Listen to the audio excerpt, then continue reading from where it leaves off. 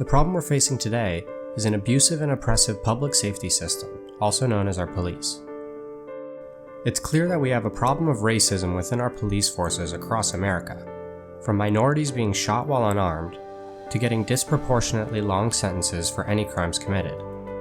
What this does is stifles minorities' ability to live freely, feel safe, and work towards a better life. This constant background stress creates an environment where you can't reach your full potential. This is the first of many disadvantages minorities face in this country. I don't think this is the type of system that we want. While not all police are bad, the fact that the system is letting racist people into power means that at the very least, the system we have for recruiting and holding officers accountable is broken. One way we can ensure that bad seeds don't get recruited or promoted is to make it extremely easy to get caught doing something bad.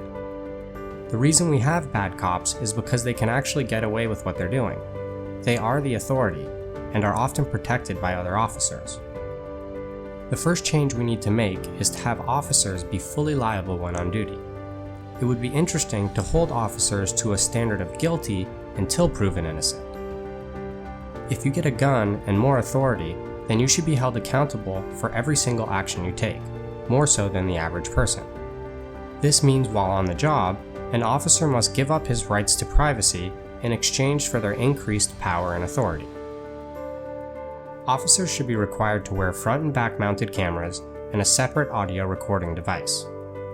Everything they say and do is public data owned by the people and fully open to review by every citizen. Anything that happens while they're on the clock, they are liable for. If someone tries to blame something on them, an officer would need hard proof that they didn't do that thing.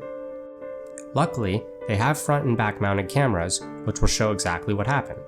The reason we would want to implement the system of guilty until proven innocent is because this incentivizes officers to always have their video and audio working properly. The recording is not for you, it's for them. It's their proof they didn't do anything wrong.